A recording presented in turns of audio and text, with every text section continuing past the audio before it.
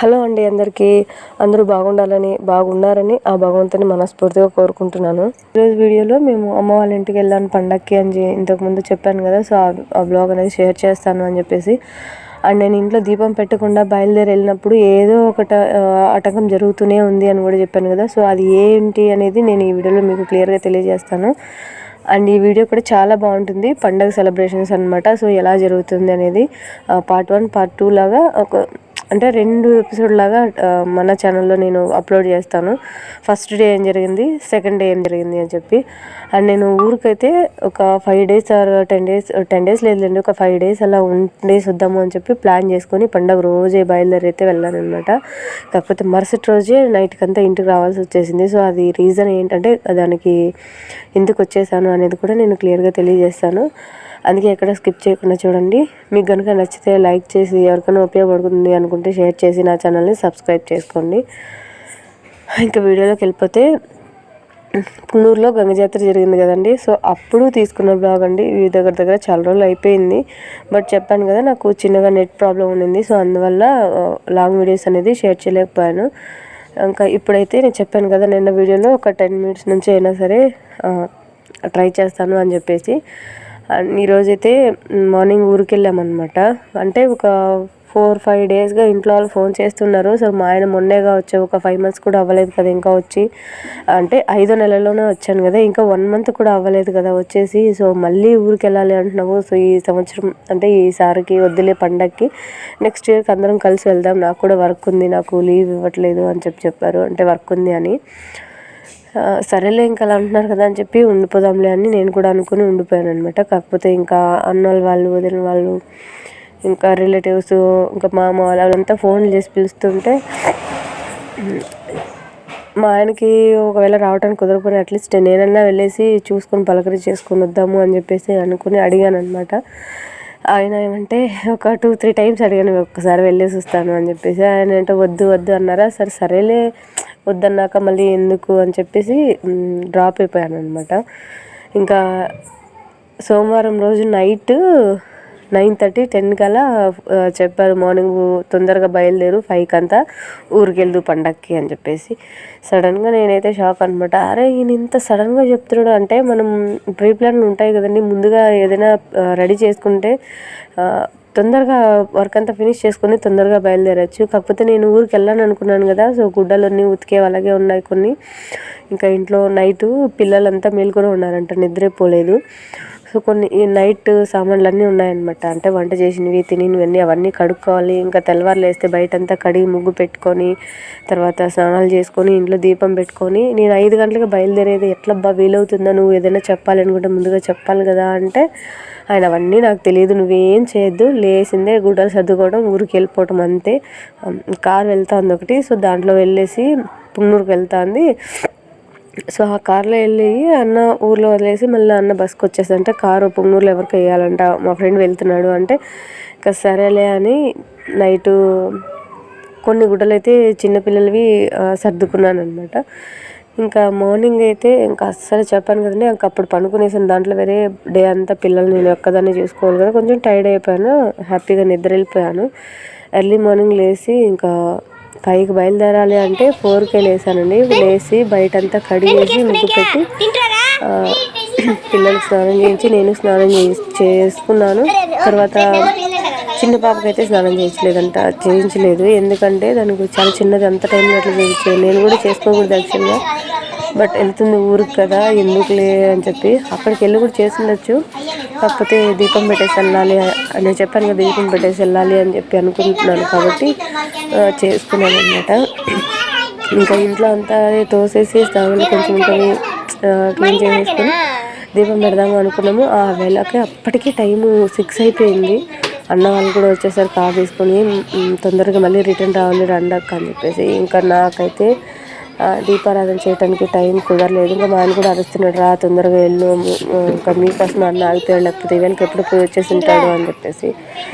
సరేలే ఇంకేం చేస్తాను, తప్పదు కదా అని చెప్పేసి ఇంకా అక్కడి నుంచి బయలుదేరేసాను అనమాట. నేను అనుకుంటున్నాను, అదే నేను దీపం పెట్టలేకపోయాను, ఎంత తొందరగా వేసుకున్నా, ఏం జరుగుతుందో ఏమో అంటే నాకు ఎక్స్పీరియన్స్ అనమాట. నేను అందుకే ఎక్కడికి వెళ్ళినా ఖచ్చితంగా దీపం పెట్టేసి వెళ్తా, అది ఎంత టైం అయినా. అంటే ఆఫ్టర్నూన్ 3 గంటలకు వెళ్ళినా కూడాను ఎందుకో నాకు అలవాటు అయిపోయింది అనమాట. ఇంట్లో ఒకవేళ ఏదైనా పని మీద 3 గంటలకు బయలుదేరినా కూడా ఎర్లీ మార్నింగ్ దీపారాధన చేసినా చేయకపోయినా ఇంట్లో ఉండి పూలు పెట్టి దీపారాధన చేసేసిన తర్వాతే బయలుదేరుతాను అనమాట. సో అదలా సెంటిమెంట్ అయిపోయింది. లేకపోతే ఏదో ఒకటి జరుగుతుంది అనమాట నాకు.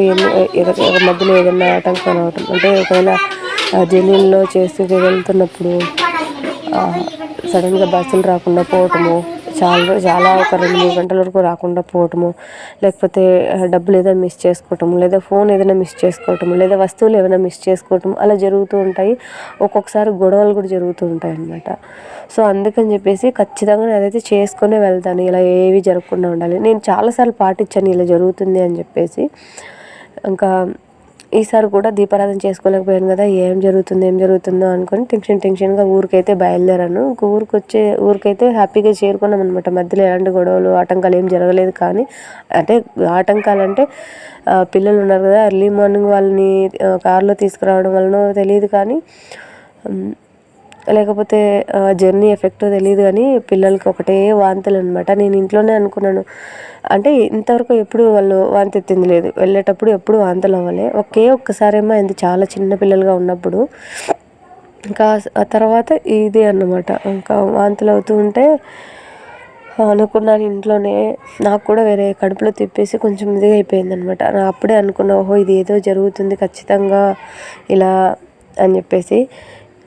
సరే దాన్ని కంట్రోల్ చేసుకొని ఇంకా మేము ఇంటి దగ్గరికి దగ్గర 6:10కి బయలుదేరాము. ఇక్కడ ఇంటి దగ్గరికి వెళ్ళే కొందికి 8:30, 8:45, 9 దగ్గర 8:45 అలా అయిపోయిందనమాట.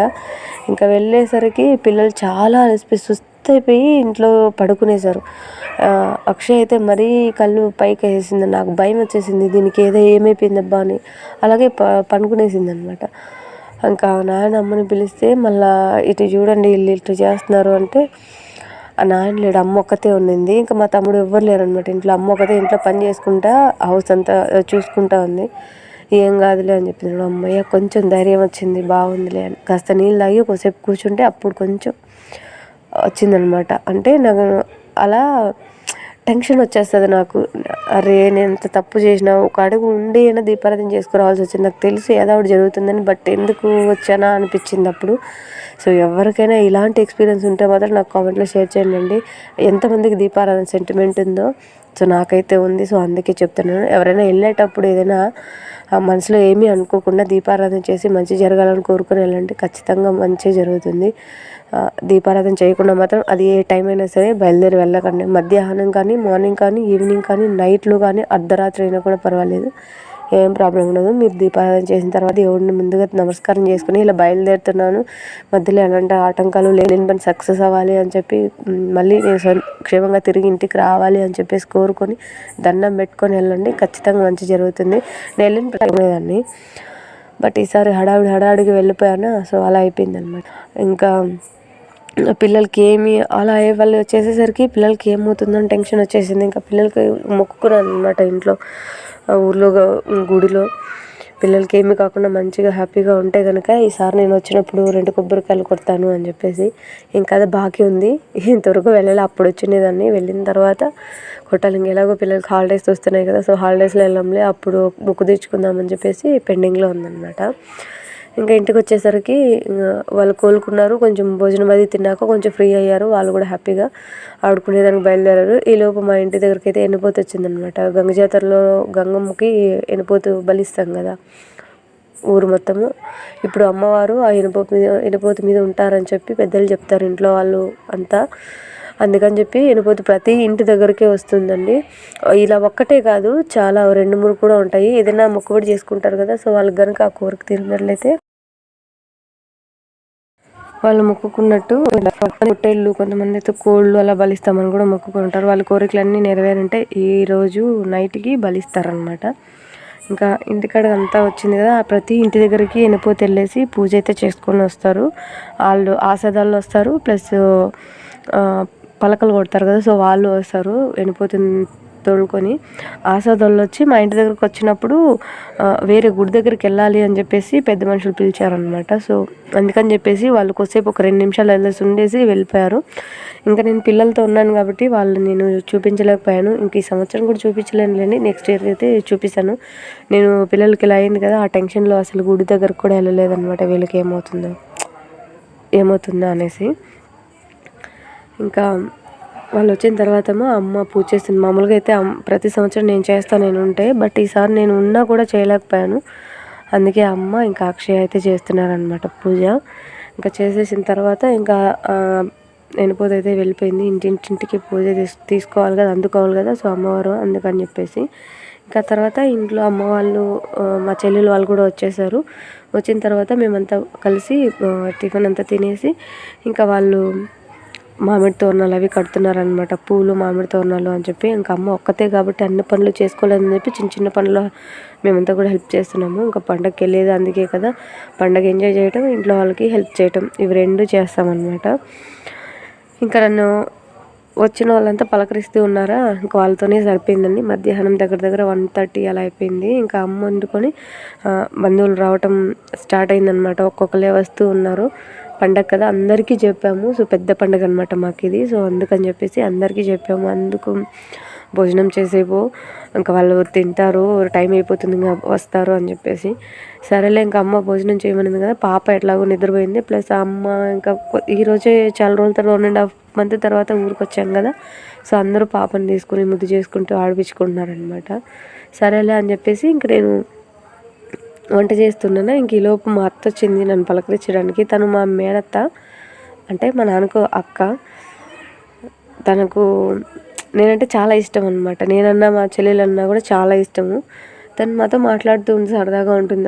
బాగుండవా, పిల్లలు బాగున్నారా, మీ ఆయన రాలేదా అట్టని మాట్లాడిస్తూ, ఎలా ఉంది, దూరం కదా, మా ఊరు నుంచి ఇంత దూరంలో ఇచ్చింది మా బంధువుల్లో అంతా నేను ఒక్కదాన్ని అనమాట.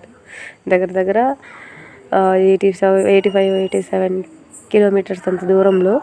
సో అందుకని చెప్పేసి దూరంగా ఉండవు, ఎలా ఉన్నావు, బాగా చూసుకుంటున్నారా మీ అత్త బాగా చూసుకుంటుందా, ఏం చేసుకుంటా ఉన్నారు, గొడవలు ఏం లేదు కదా ఉంటాను. ప్లస్ ఒక్కదాన్నే ఉంటాను ఈ వైపు అంటే నేనున్న వైపు ఎవ్వరు ఉండరు అనమాట.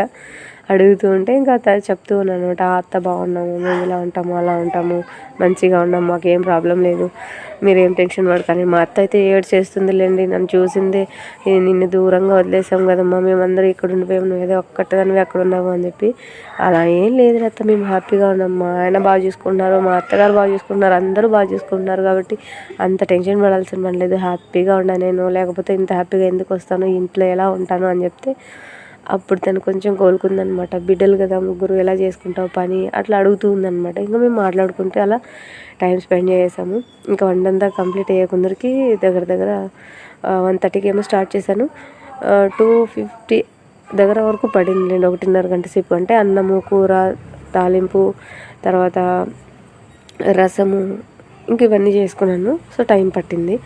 మధ్యలో పాపని చూసుకోవటం, పాలు ఇవ్వటం, దాన్ని ఊపటం, నిద్ర పెట్టడం అలా చేసుకుంటూ ఉన్నాను. ఇంకా అమ్మ ఇంట్లో పనులు చేసుకుంటూ వచ్చిన వాళ్ళని పలకరిస్తూ ఉంది. ఇంకా వాళ్ళంతా భోజనాలు తినేసి ఇంకా అలా సరిపోయిందనమాట. ఇంకా హ్యాపీగా అలాగే ఉండిపోయాము. ఇంకా వర్క్ ఎలాగో కంప్లీట్ అయిందనేసి. ఇంకా అమ్మ అయితే దీపాలు, మా ఊర్లో మొత్తం కలిపి 9 దేవుళ్ళు గుళ్ళు ఉన్నాయన్నమాట. అంటే ఆ గ్రామ దేవతల అమ్మవారి టెంపుల్స్, ఊరు చుట్టూ అమ్మవారి టెంపుల్స్ ఉంటాయి, గ్రామ దేవతల టెంపుల్. సో ప్రతి గుడికి ఒక్కొక్క దీపం మోస్తారనమాట. అవి వచ్చి పిండి దీపాలు కాదు, పాకమెత్తి చేస్తారు కదండి దీపాలు, ఆ దీపాలు అనమాట. వాటిని ఏమంటారో నాకు ఇప్పుడు సడన్గా గుర్తు రావట్లేదు, కానీ పిండి ప్లస్ ఇది బెల్లము వేసి పాకమెత్తి దీపం చేస్తారు కదా, అవి ఒక్కొక్క గుడికి 2 దీపాలు మోస్తారనమాట. ఒకటి పెద్ద దీపము, ఒకటి సిడి దీపము. సిడి దీపం అంటే చిన్న దీపం అనమాట. సో అది పెద్ద దీపంలో నూనె వేసుకొని వెలిగించుకొని గుడి దగ్గరికి వెళ్ళేంత వరకు వెలగాలి అని చెప్పి కోరుకుంటారు కొంతమంది వెలిగించిన తర్వాత గాలి అది వస్తే ఆరిపోతే కూడా టెన్షన్ పడతారు, అరే ఆరిపోయింది అని చెప్పేసి. సో అట్లా ఉంటుంది. అవన్నీ చేసుకోవాలంటే బియ్యం నానేసిండమ్మా, ఇంకా కొట్టుకోరావడానికి అమ్మ వెళ్తుంది. ఇవన్నీ నేను వంట చేసుకునేటప్పుడు అమ్మ చేసేసింది అనమాట. అందుకే వీడియో ఏం షూట్ అంటే చేసి మీకు చూపించలేకపోతున్నాను అంతే. ఇంకా అక్కడ నుంచి ఏమో హ్యాపీగా పొయ్యి వేసుకొని వచ్చేసారు. పిండి కొంచెం ఆరబెడుతున్నారు అనమాట, ఎందుకంటే దీపాలు బాగా రావాలి కదా. సో అందుకని చెప్పేసి సలిబిండి దీపాలు నాకు ఇప్పుడు గుర్తొచ్చాయి. కొంతమంది చలిమిడి దీపాలు అంటారు, కొంతమంది సలిబిండి దీపాలు అంటారు. మా వైపు అయితే చలిబిండి దీపాలు అంటారు అవి. ఇంకా అవంతా ఫినిష్ చేసుకోవటానికి అది చేయాలి అంటే యాక్చువల్గా అయితే మా నాయన రావాలి. మా అమ్మకి రాదు, నాకు రాదు, మా చెల్లికి, మా ఇంట్లో వాళ్ళకి ఎవరికి రాదు, మా తమ్ముడికి కూడా. ఇంకా నాన్న టౌన్లో ఈరోజు కూడా జాతర కాబట్టి అక్కడ కొంచెం మంది వంట సామాన్లు, షామీనాలు అవన్నీ అడిగారనమాట, స్టేజ్ అవంతాని. అవన్నీ వేయటానికని వెళ్ళారు. అంటే ఇంట్లో ఎలాగో నేను, మా అమ్మ, మా చెల్లెలు, మా తమ్ముడు నలుగురు ఉన్నాం కాబట్టి మేము ఇంట్లో చేసుకుంటాం. నానైతే అక్కడ చేసుకొని తర్వాత నేను వస్తాను ఒక 7-7:30 కల్లా. మా ఊర్లో ఎలాగో దీపాలు స్టార్ట్ అవడానికి 9-9:30, 10 కూడా అయిపోతుంది. ఇంక ఈవేళ చేసుకోవచ్చులే అని చెప్పాను. ఇంకా సరేలే అని చెప్పారనమాట. ఇంకా సరేలే అని చెప్పేసి అనుకొని ఉన్నామా. ఈలోపు అత్త మామ వాళ్ళు కూడా వచ్చారు. అత్త మామ అంటే మా మేనత్త మేనమామ. మధ్యాహ్నం నాతో మాట్లాడింది ఒక అత్త అని చెప్పాను కదా, తనకు అక్క, మా ఇంటి ఆడబిడ్డే. సో తను మా మామ వచ్చారు. మా మామ అయితే పాకం ఎత్తుతారంట. సో ఆయన పాకం ఎత్తి ఈసారి దీపాలు అనేది చేయించారు. ఆ దీపాలు ఎలా చేస్తారు అనేది నేను ఈ వీడియోలో పెట్టలేదు, కానీ లాస్ట్ వీడియోస్లో అయితే పెట్టాను, లాస్ట్ ఇయర్ బ్లాగ్స్ అప్లోడ్ చేసినప్పుడు. సో చూడాలి అనుకుంటే ఎవరైనా అవుతుంది చూడండి, మీకు అర్థమవుతుంది ఎలా చేస్తారు అని చెప్పేసి. ఇంకా నేనైతే చూపించలేకపోయాను. ఇంక ఈసారి మా చెల్లెలు నేనే దీపాలు మోస్తాలే, కానీ ఎలాగో చలి కాబట్టి నేను వెళ్ళి మోయలేను కాబట్టి మా చెల్లెలే మోసిందిలేండి దీపాలంతా. అన్ని గుళ్ళకి 9 గుళ్ళకి మోసింది. ఇంకా గెరికి కూడా మోసింది అనమాట ఎర్లీ మార్నింగ్. సో అవన్నీ కూడా నేను మీకు నెక్స్ట్ వీడియోలో షేర్ చేస్తాను, గెరికి ఎలా మోసింది, ఎలా రెడీ అయ్యింది అని చెప్పేసి. ఇంక ఇప్పుడు అయితే దీపాలు మోయటానికి అయితే అన్నీ సిద్ధం చేసుకొని దీపాలన్నీ చూడండి ఇలా చేసి పెట్టేసుకున్నాము. 9 గుళ్ళకి 9 దీపాలు. ఈ ఆకులు ఎందుకు ఇలా అడ్డంగా పెట్టుకున్నారు అంటే దీపము ఆరిపోకుండా ఉండటానికంటే, టెంపుల్ దగ్గరికి వెళ్ళేంత వరకు ఆరకుండా ఉండాలి అని చెప్పేసి. ఇంకా ఇంట్లో అయితే దీపం వెలిగించేసి ఇంకా గుడికైతే అంటే ఇంట్లో దీపం వెలిగించేసి ఇంకా రేపు గుడి మూయాలి కదా. సో పూజ చేసి తను రెడీ అవుతుంది దీపం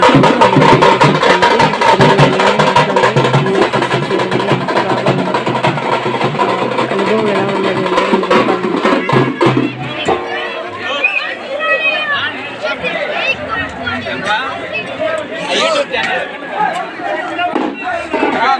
మీరు బాగా కనిపించాలా.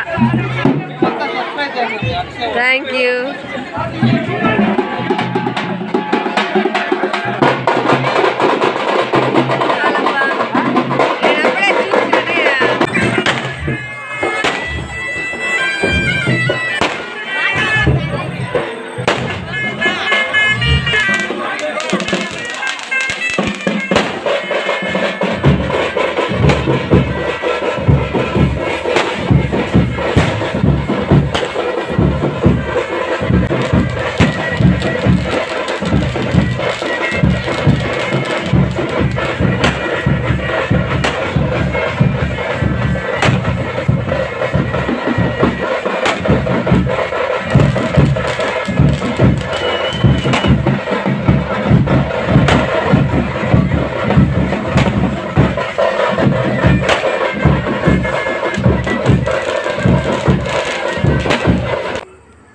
ఇంకా ఆసేదలు, డ్రమ్స్ వాళ్ళందరూ ప్రతి వీధిలోకి వెళ్ళేసి అందరినీ ఒక్కొక్క వీధిలో ఒక్కొక్క ఉన్న వాళ్ళందరినీ తీసుకొని వచ్చి రచ్చ దగ్గర వదిలేసి అందరినీ కలిపి రామస్వామి టెంపుల్ ఉంటుంది కదా, సో అక్కడికి తీసుకొస్తారనమాట. ఇంకా పక్కనే మా ఇల్లు కాబట్టి నేను దగ్గరగా చూపిస్తున్నాను. ఇంక ఇది జరిగే కొందుకి 11 అయిపోయిందిలేండి మా ఊర్లోనే, ఇంటి దగ్గరే అంటే గుడి దగ్గరే.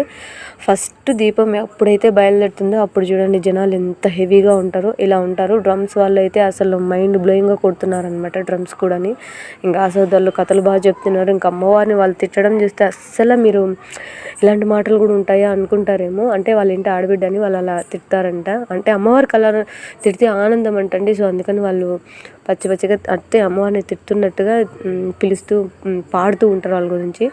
ఇంక ఇక్కడ దీపాలను వచ్చేసిన తర్వాత స్వామివారి గుళ్ళోకి వెళ్ళేసి పూజ చేసి హారతి ఇచ్చిన తర్వాతే బయలుదేరుతారనమాట రామస్వామి టెంపుల్లో. హారతి అయిపోయిన తర్వాత ఫస్ట్ గుడి దగ్గరికి దీపాలు అయితే ఎత్తుకెళ్తున్నారు. నేనైతే వెళ్ళలేండి, మా చెల్లెలు ఇంకా వెళ్ళిందనమాట. ఇంక చలి కదా నేను వెళ్ళడానికి కుదరదు, అండ్ పాప కూడా ఉంది. సో అందుకని చెప్పేసి ఈరోజు బ్లాగ్ అయితే నేను ఇక్కడికి ముగిస్తున్నాను. సో నిజంగా ఈరోజు చాలా టెన్షన్ పడ్డాను అనమాట. పిల్లలకి సడన్గా వాంతులు వచ్చేసి చాలా సుస్తుపడిపోయి అలా అయిపోయేసరికి అక్కడే కొంచెం డిసప్పాయింట్ అయిపోయాను. ఇంకా అంటే అర్థం చేసుకోండి, అంత ఇబ్బంది అయిపోయింది అనమాట.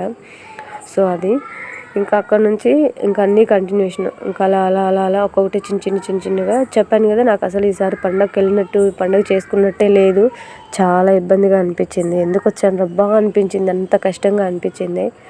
సో మీరు ఎప్పుడైనా వెళ్ళినప్పుడు మర్చిపోకుండా దీపారాధన చేసే వెళ్ళండి. నేను చెప్పేది మాత్రం అదొక్కటే, ఎలాంటి పరిస్థితుల్లోనూ దీపారాధన చేయకుండా వెళ్ళకండి.